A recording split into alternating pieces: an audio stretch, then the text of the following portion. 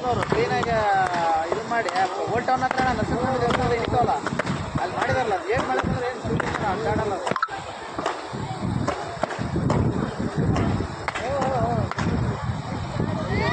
ತೆರಿಗೆ ಮಾಡಿ ಅದ್ರ ಮೇಲೆ ಪ್ರತಿಷ್ಠಾಪನೆ ಮಾಡಿಬಿಟ್ರೆ ಬಂದು ಪೂಜೆ ಮಾಡ್ತಾರೆ ಇಲ್ಲಿ ನಾಳೆ ಅವ್ರಿಗೆ ತಗೊಮಲ್ಲ ಬರ್ರಿ ಬರ್ರಿ ಕೈ ಹಾಕೊಂಬರ್ರಿ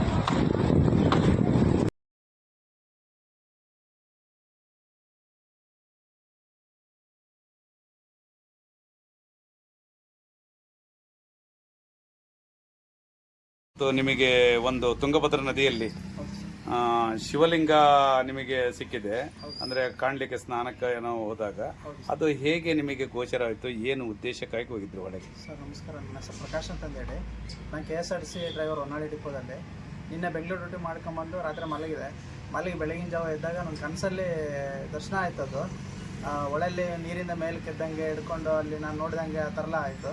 ಬೆಳಗ್ಗೆ ಸ್ನಾನಕ್ಕೆ ಅಂತ ಹೋದಾಗ ಖಾಲಿ ತಾಗಿದಾಗ ಏನಿರ್ಬೋದು ಅಂತ ಮುಳುಗಿ ನೋಡಿದಾಗ ಅದು ಲಿಂಗು ನಾನು ಕನಸಲ್ಲಿ ಏನು ಬಂದಿದ್ದಲ್ಲ ಅದೇ ಥರ ಲಿಂಗು ನನಗೆ ದರ್ಶನ ಆಯಿತು. ಆಮೇಲೆ ಜನಗಳನ್ನ ಸೇರಿಸಿ ಅದನ್ನು ಹೊರಗೆ ತೆಗೆದಾಗ ನಾನು ಕನಸಲ್ಲಿ ಕಂಡ ರೀತಿನೇ ಲಿಂಗು ದರ್ಶನ ಆಯಿತು ಸರ್ ನನಗೆ.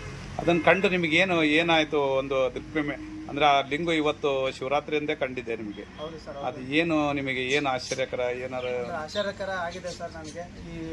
ಇಂಥ ಕಲಿಯುಗದಲ್ಲೂ ಸಹ ಇಂಥ ಪವಾಡಗಳು ನಡೀತಾವ, ಶಿವನ ದರ್ಶನ ಇದೆ ಅಂತಂದೇಳಿ ಬರೀ ಅಲ್ಲಿ ಇಲ್ಲಿ ಅಂತ ನೋಡ್ತಾ ಇದ್ದೀವಿ ಮೀಡಿಯಾದಲ್ಲಿ. ನನಗೆ ಇವತ್ತು ಅದನ್ನೆಲ್ಲ ನೋಡಿದ್ರೆ ಇದು ಶಿವನ ಪವಾಡನೆ ಅಂತ ನನಗೆ ಅನಿಸ್ತಾ ಇದೆ ಸರ್. ಅದು ಈ ಸನಾತನ ಧರ್ಮ ಅಂತ ಹೇಳಿ ಕೆಲವರೆಲ್ಲ ವಿರೋಧಿಸ್ತಾರೆ, ಆದರೆ ಸನಾತನ ಧರ್ಮ ಒಂದು ಇದೇ ರೂಪದಲ್ಲಿ ಒಂದು ಗೋಚರಿಸಿದೆ ಅನಿಸುತ್ತೆ. ಹೌದು ಸರ್, ನಿಜ ಸರ್. ಸನಾತನ ಧರ್ಮ ಇದೆ ಅನ್ನೋಕ್ಕೆ ಇದಕ್ಕಿಂತ ಮತ್ತೆ ಬೇರೆ ಇನ್ಯಾವ ಸಾಕ್ಷಿನೇ ಇಲ್ಲ ಸರ್ ನನ್ನ ಪ್ರಕಾರ.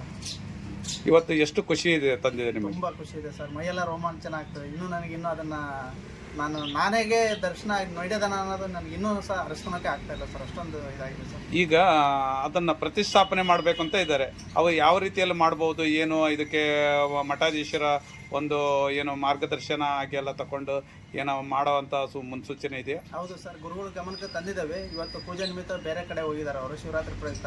ಬಂದಾದಮೇಲೆ ಸಂಜೆ ಸಿಗ್ತಾರಂತೆ ಮಠದಲ್ಲಿ. ಅವ್ರ ಜೊತೆ ಮಾತಾಡಿಬಿಟ್ಟು ಮುಂದೆ ಯಾವ ಥರ ಮಾಡಬೇಕು ಏನಂತ ಅವ್ರ ಅಪ್ಪಣೆ ಮೇರೆಗೆ ನಾವು ಮುಂದೆ ಎಲ್ಲ ರೀತಿಯೂ ಮುಂದುವರಿಯೋಕ್ಕೆ ಸಾಧ್ಯ ಇಲ್ಲ ಸರ್.